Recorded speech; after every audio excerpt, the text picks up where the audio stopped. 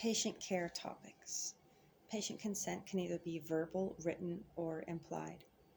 Verbal consent is for exams that have low risk. Written consent is required when an exam has a higher risk, for instance, a risk of allergic reaction. Implied consent is when the patient is not able to give consent the way that they normally would. Two examples of this are if a patient comes in unconscious or if the patient has altered mental status. Hospital information system is an umbrella term for all of the digital communication systems, all the computer systems that are within a hospital and how people communicate to each other within the hospital. Health Insurance Portability and Accountability Act is HIPAA. HIPAA was established in 1996. Sometimes I see this spelled wrong. They spell it as HIPPA, but the correct acronym is HIPAA. So if you can remember the acronym, it'll be easier to remember what each word is, what each letter stands for. Health Insurance Portability and Accountability Act. AHA is the Patient's Bill of Rights. So there are 12 different rights that are covered in the Patient Bill of Rights. A lot of them are common sense. It's just intuitive that they have a right to decide their own care. They have the right to refuse. They have the right to respect. They have the right to privacy within their care, and so on. So previously, before the Patient's Bill of Rights was established, before the Patient's Bill of Rights was established, there was an earlier document, the Patient Care Partnership, an Advanced Healthcare Directive, or a living will. That's a legal document that designates a person to be the person to make decisions for the patient, basically. So if you think about a married couple, maybe they see in the husband the early signs of dementia, then at that point the husband might decide to assign his wife to be his living will. So he'll make a advanced healthcare directive in order for her to make informed decisions about his health care, because maybe he believes that he won't be able to make the right decision for himself, the right decision about his health care. So that would be a advanced healthcare directive or a living will.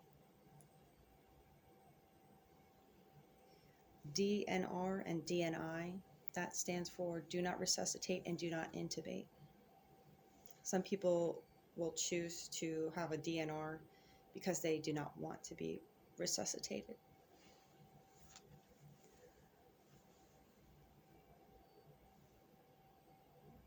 So it is the radiographer's job to verify everything on the patient's requisition and make sure everything is accurate, and really to scrutinize what's on the paper, because a lot of times little mistakes can happen, and that is the tech's responsibility. That is Patient Care 101.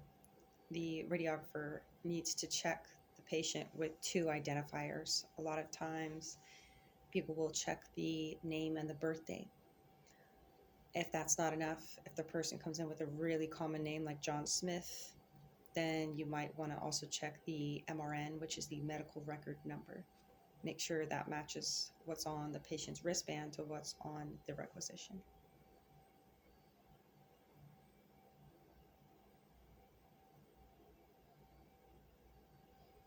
So the ARRT has standards of ethics, and within that there is a code of ethics and then rules of ethics. The only difference here is that the rules of ethics are enforceable and there's consequences, whereas the code of ethics is something to aspire to. So the rules of ethics is like the bare minimum display of morals that an X-ray tech should have. If you drop below this bare minimum, there are consequences. There are legal consequences. The ART will issue consequences. So there are situations where a tech might lose their license or might be persecuted in law, and that would be anything that falls beneath the rules of ethics. So that would be very immoral behavior. You can think about stealing from a patient or knowingly releasing the patient's private health information. The code of ethics is like the opposite end of the spectrum. It is the absolute best that an X-ray tech could aspire to be.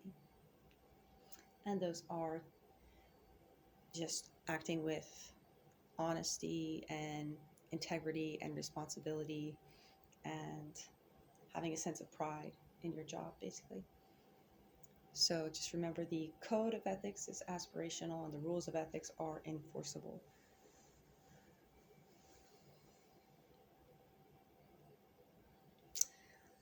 Radiologic exams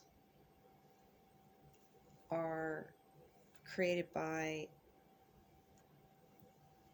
the doctor or a physician's assistant. So X-ray exams have to be issued by a doctor. Sometimes the doctor will order an X-ray, for instance, of a person's lower back. Then when the patient comes to the X-ray suite, they might start complaining, well, actually their upper back also hurts. And they'll say it hurts from here to here, and they could point to where on their body, and they might insist that they want to get an X-ray of another body part. And it is the X-ray tech's responsibility at that point to basically pause the exam, either call or go person face to face and talk to the physician assistant or the doctor, whoever ordered the X-ray, and just get some clarification, just so that you follow the steps that the physician has to be the one to allow that to happen, has to be the one to request that the X-ray is done. It's not the patient who says, I want you to X-ray this part. It's not the radiographer who says, well, actually, your other hand looks injured too, so let's do that. Every X-ray has to be requested by the right person, and the right person means the doctor or the PA who has the authority to make that decision. Once again, it's important to check all the information on the requisition and match it to the patient's wristband, but also match it to the patient. Just ask what's going on, and they can clarify everything. And if everything checks out, then it makes sense to proceed.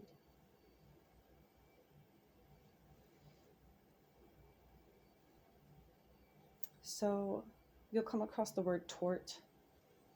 A tort is a wrongdoing to another person. A tort can be an intentional wrongdoing, or it can be an accidental wrongdoing. If it's accidental, they'll use the word negligent. You neglected to do something. So there was a duty that you had and you didn't do it. An intentional tort is when you knew the moral behavior and you chose against it.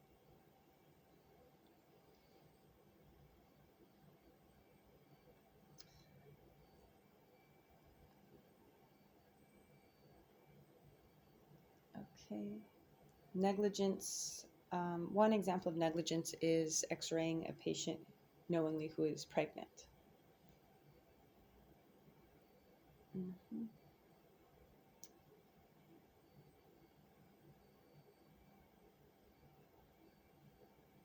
Okay, so that's most of the topics that are really important in patient care.